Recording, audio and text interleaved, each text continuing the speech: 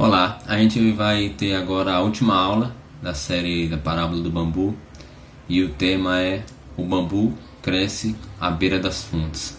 O bambu ele tem uma predisposição a lugares úmidos, né? Normalmente o bambu cresce na beira de rios, córregos, lagos e fontes. Mesmo tendo a capacidade de sobreviver em lugares áridos, o bambu ele prefere lugares regados por correntes de águas.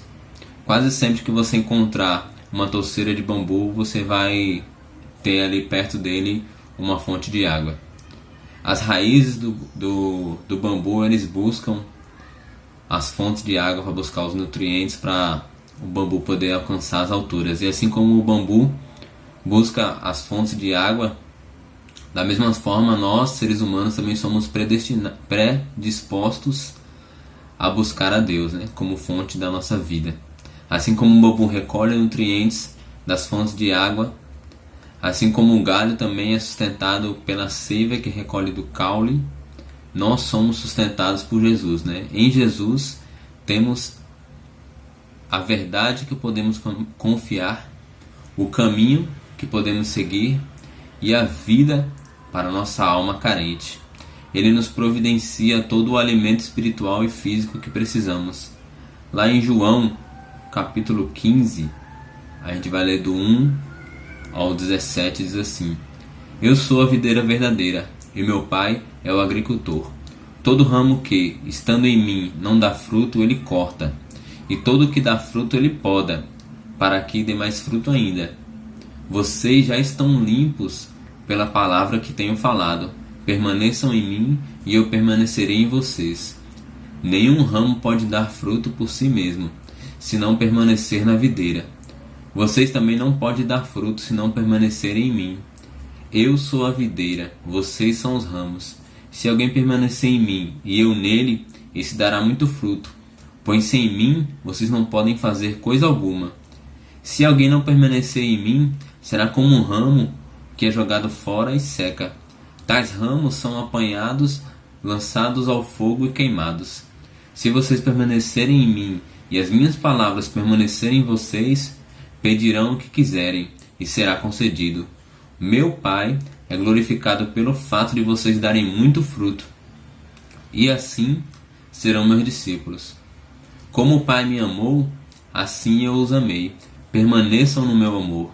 Se vocês obedecerem aos meus mandamentos, permanecerão no meu amor, assim como tenho obedecido os mandamentos de meu Pai, e em seu amor permaneço.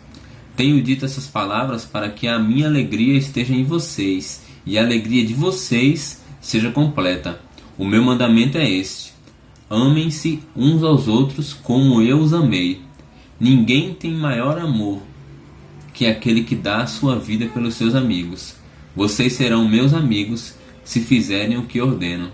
Já não os chamo servos, porque o servo não sabe o que seu senhor faz. Em vez disso, eu os tenho chamado amigos, porque tudo o que ouvi de meu Pai, eu o tornei conhecido a vocês. Vocês não me escolheram, mas eu os escolhi para irem e darem fruto, fruto que permaneça, a fim de que o Pai conceda a vocês o que pedirem em meu nome. Este é o meu mandamento: amem-se uns aos outros. Então, essa escritura ela traz muito essa ligação de Jesus como sendo a videira e nós sendo os ramos. E por meio dele a gente dá fruto, por meio dele a gente tem vida, por meio dele a gente é salvo e não é jogado no fogo, por meio dele temos a salvação. Então essa escritura ela vem trazendo muito a nossa ligação com Jesus, a nossa conexão de vida, de obediência, de amor, de essa aliança que temos com Jesus. Então, por Jesus nós temos o perdão dos pecados, a restauração do nosso relacionamento com Deus, que foi corrompido por causa do pecado. Hoje temos um relacionamento com Deus que Jesus tem, um relacionamento de um filho com o Pai. Somos filhos de Deus e o próprio Deus nos vê como Jesus, mesmo ainda a gente cometendo pecados ocasionalmente.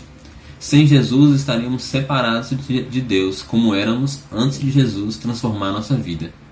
Éramos como um galho seco, um membro fora do corpo, uma criança sem os seus pais, e Jesus nos enxertou na videira, nos colocou no corpo de Cristo, nos trouxe para perto do nosso Pai. Só que diferente, a gente analisando o perdão dos pecados, a gente recebe o perdão dos pecados uma vez por todas. Somos perdoados do pecado que cometemos no passado e do pecado que iremos cometer. Então o nosso perdão ele é vitalício, ele é único e serve para todos os nossos pecados. Só que diferente do perdão dos pecados, o nosso relacionamento com Deus ele deve ser alimentado e buscado. Ele deve ser uma manutenção, ele deve ser alimentado, ele cresce, ele começa pequeno e vai crescendo. E porque o nosso coração, se a gente não cuidar, a gente se desvia, a gente vai colocando outras coisas na nossa vida que não contém Deus.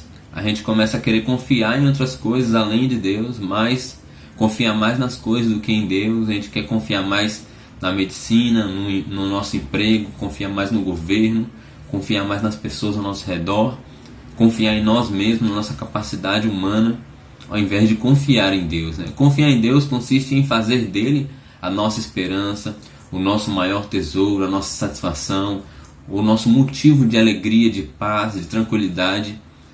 E confiar em nossas vidas, não confiar em Deus, é colocar outras coisas como nossa alegria, como nossa satisfação, como motivo da nossa paz. Não confiar em Deus é colocar outras coisas como base da nossa vida, né? Em Jesus a gente encontra toda a graça e força que precisamos para viver uma vida plena e abundante, mesmo sendo ainda essa vida que vivemos nesse mundo um deserto.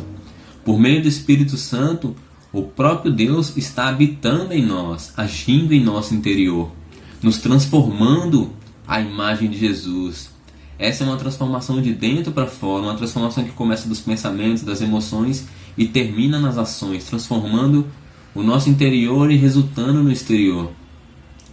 O Espírito Santo que nos capacita a viver uma vida alicerçada em Deus por meio de Jesus, e é o maior a ação transformadora da nossa vida, né?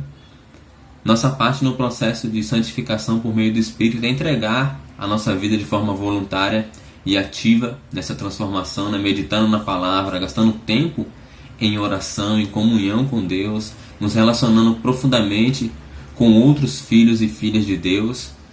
E com isso o processo de santificação ele ocorre na nossa vida com máxima eficiência, né? Nos permitirá experimentar cada vez mais estar próximos de Deus, né? Que é a melhor coisa dessa vida. Nada se compara com o prazer da presença de Deus, né? Você pode sentir prazer ao comer o seu prato preferido. Você pode se sentir realizado com o diploma que você ralou pra caramba para conseguir. Você pode se sentir amado pelas pessoas ao seu redor. Você pode ficar feliz com um celular novo que não trava como travava o antigo. E essa lista ela pode ser imensa de coisas desse mundo que nos trazem satisfação. Só que você somar toda essa satisfação que as coisas do mundo nos trazem e comparar com a satisfação com a presença de Deus, não chega nem na metade. A satisfação de estar na presença de Deus, ela é muito maior. O prazer, a alegria de estar em comunhão com Deus, estar em paz com Deus. Você sentir ser usado por Deus, mesmo sendo indigno, isso é maravilhoso. E ver as outras pessoas se aproximando de Deus, estando perto de Deus por algo que Deus te usou a fazer, isso é a maior satisfação dessa vida, né? E eu quero ler a escritura com vocês lá em Gálatas 5, do 19 ao 26. A palavra de Deus diz assim: Ora, as obras da carne são manifestas: imoralidade sexual, impureza, libertinagem, idolatria, feitiçaria, ódio, discórdia, ciúmes, ira, egoísmo, dissensões, facções, inveja, embriaguez, orgias e coisas semelhantes. Eu os advirto, como já os adverti antes. Aqueles que praticam essas coisas não herdarão o reino de Deus. Mas o fruto do Espírito é amor, alegria, paz, paciência, amabilidade, bondade, fidelidade, mansidão e domínio próprio. Contra essas coisas não há lei. Os que pertencem a Cristo Jesus crucificaram a carne com suas paixões e seus desejos. Se vivemos pelo Espírito, andemos também pelo Espírito. Não sejamos presunçosos, provocando uns aos outros e tendo inveja uns dos outros. Essa escritura ela mostra os frutos, né? Os frutos da carne, os frutos do espírito, né? O resultado, o fruto é resultado. O que a carne produz? Carne, a nossa natureza humana pecaminosa, a nossa tendência natural de pecar. E o espírito é o Espírito Santo de Deus em nós. Então a carne produz um tipo de fruto e o espírito produz outro. Então os frutos da carne, eles são pecados, né? Produz pecado, produz destruição, essa lista, elas são coisas ruins, né? São coisas que trazem a decadência da humanidade, né? E contrário disso é o espírito, né? Toda a lista dos frutos do espírito são coisas boas, são coisas maravilhosas que todas as pessoas querem ter, seja as pessoas que acreditam em Deus ou não. Elas querem ter amor na sua vida, alegria, paz, paciência, amabilidade, bondade, fidelidade, mansidão, domínio próprio. Isso é maravilhoso. Quem não quer ter isso na sua vida? Só que somente pelo Espírito isso pode ser ativo em nossa vida e vivido. Então a gente tem duas opções. A gente tem um rio puro, que é o Espírito Santo, que é uma vida com Deus. Esse é o rio puro. E temos um rio poluído, que é a nossa carne, que são os desejos naturais que temos em nosso interior. E a gente pode escolher qual fonte a gente vai buscar, o que vai direcionar a nossa vida. A gente decide, a gente tem esse poder de decidir o que está direcionando os meus pensamentos, as minhas emoções, as minhas atitudes. A gente pode escolher viver uma vida para a carne e colher a destruição, a separação de Deus. Ou a gente pode escolher viver uma vida pelo Espírito e colher os frutos do Espírito e ter a bênção de sermos filhos de Deus. São dois caminhos distintos, mas bem nítidos, que a gente pode escolher a cada dia viver. A cada fonte, qual fonte a gente vai buscar o nosso alimento, o nosso sustento. Então, concluindo essa série de aulas sobre a parábola do bambu, a gente pode perceber que Deus, ele como um oleiro que está mexendo ali no barro, deixa as suas digitais. Quem faz um artesanato sempre deixa as suas digitais ali impressas, e como aquela obra é construída, o artista deixa parte do seu caráter, parte da sua personalidade, da sua visão de mundo ali.